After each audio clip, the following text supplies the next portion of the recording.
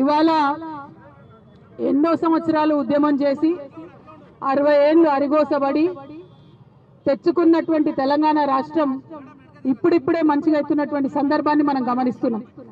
ఇప్పుడిప్పుడే మన రైతులకు వచ్చినటువంటి పంటకు నిండుగా ప్రభుత్వం కొని పైసలు ఇస్తున్నది. కాళేశ్వరం లాంటి పెద్ద ప్రాజెక్టులు కట్టుకొని ప్రతి ఎకరానికి నీళ్ళిచ్చేటటువంటి ప్రయత్నం ఇప్పుడిప్పుడే జరుగుతున్నది.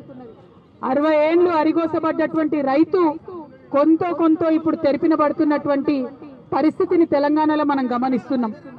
మరి అటువంటి పరిస్థితులలో ఇవాళ చక్కటి రైతు విధానాలతోని దేశంలోనే ఆదర్శంగా నిలిచినటువంటి రాష్ట్రం మన తెలంగాణ రాష్ట్రం. 15వ పొజిషన్ లో ఉంటుంది మనం వరి పంటలో.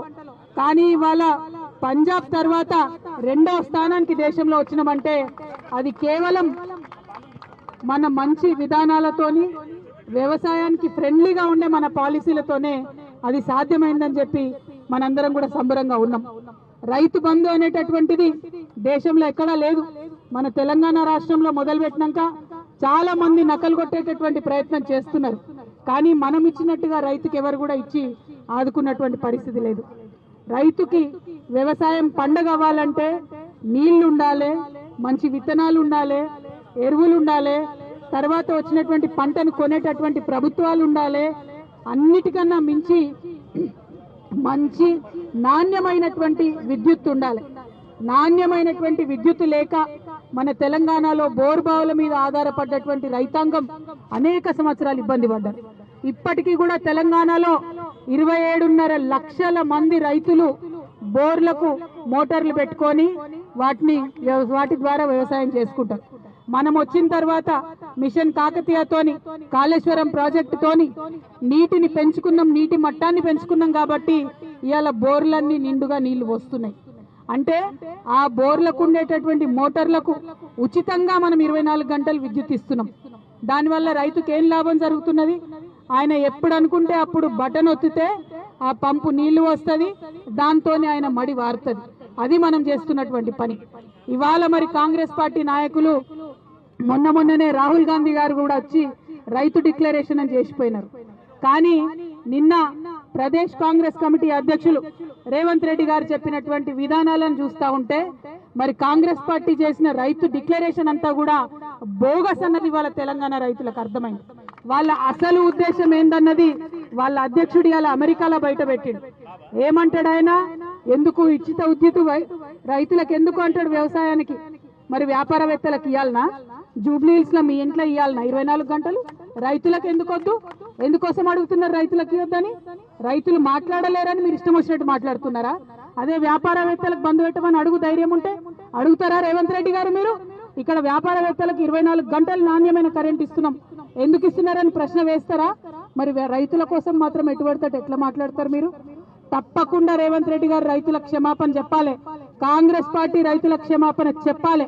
రైతుల కోసం నిరంతరం కష్టపడి ఒక పక్క భూ రికార్డులు ప్రక్షాళన చేసి, ఇంకొక పక్క విద్యుత్ ఉత్పత్తిని పెంచి, ఇంకొక పక్క ట్రాన్స్ఫర్మేషన్ సరిచేసి, సబ్ స్టేషన్లు కట్టి 1,00,000 కోట్ల పైచిలకు విద్యుత్ వ్యవస్థను మంచిగా చేయడానికి మనం వచ్చిన తర్వాత పెట్టుకున్నాం. తెలంగాణ రాష్ట్రం వచ్చినాక మంచిగా చేసుకున్నాం. ఇవాళ బాగా పండ్లిక్కించుకుంటా మాట్లాడే కాంగ్రెస్ నాయకులు 60 ఏళ్ళు పాలన చేసిండ్రు టీడీపీ కాంగ్రెస్ కలిపి. ఈ మహానుభావుడు రేవంత్ రెడ్డి గారు ఆ 2 పార్టీలలో ఉన్నాడు. ఆయన ఉన్న ఆ 2 పార్టీలు కూడా రైతులకు ఏనాడు ఏం చేయలేదు. ఒకటే ఒక మాట చెప్తా ఉన్నాం, 60 ఏళ్లలో 7,000 మెగావాట్లు విద్యుత్ మాత్రమే కాంగ్రెస్ పార్టీ ఈ రాష్ట్రంలో ఉత్పత్తి చేసింది. కానీ ఈ 9 ఏళ్లలో కేసీఆర్ గారు వచ్చిన తర్వాత అదనంగా 10,000 మెగావాట్ల ఉత్పత్తి మనం సాధించుకోవడం జరిగింది.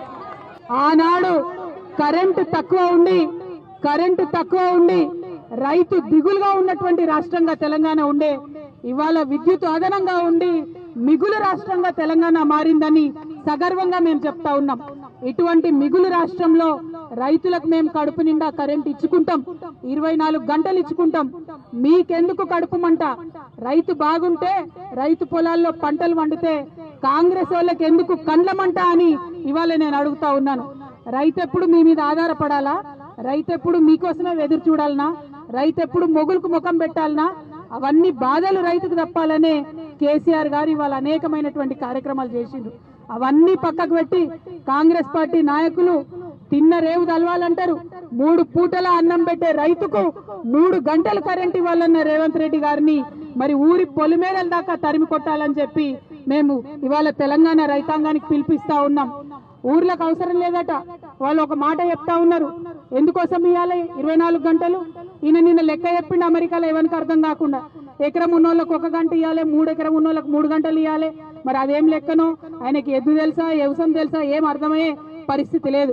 రేవంత్ రెడ్డి గారు అక్కడ మాట్లాడినాక వేల మంది రైతులు సోషల్ మీడియా ద్వారా వీడియోలు పెట్టి అన్నారు, ఈయనకి ఏం తెలుసు వ్యవసాయం అని మాట్లాడుతున్నాడు, ఈయనకి ఏం తెలుసు మా బాధ అని మాట్లాడుతున్నాడు. మేము ఇన్ని రోజులు ఏడ్చినాం కళ్ళకు, కానీ ఇవాళ నిండుగా కరెంట్ వస్తున్నది, రాత్రి ఇంట్లో పడుకుంటున్నామని. ఆనాడు కాంగ్రెస్ పాలనలో మా రైతులకు గుర్తున్నది, అర్ధరాత్రి కరెంట్ వస్తే పోయి పాములు తేలుగుట్టినటువంటి పరిస్థితి ఆనాడు ఉండే. ఇవాళ అట్లా లేదు. ఇదే రేవంత్ రెడ్డి గారికి నేను గుర్తు చేస్తా ఉన్నా, మీరే అసెంబ్లీలో మాట్లాడుకుంటా అన్నారు, మా కుటుంబంలో ఒక సభ్యుడు చచ్చిపోతేనే కరెంట్ వాళ్ళని బతిమలాడుకొని మేము వేసుకున్నాం, నీళ్ళు వచ్చినాయని ఆనాడు అని మళ్ళా ఇవాళ మాట ఎట్లా మారుస్తారు? మీరు బేషరతుగా రైతుల క్షమాపణ చెప్పాలి. అప్పటి వరకు గ్రామాలలో కాంగ్రెస్ పార్టీ తిరగకూడదని చెప్పి కూడా ఈ సందర్భంగా మేము డిమాండ్ చేస్తా ఉన్నాం.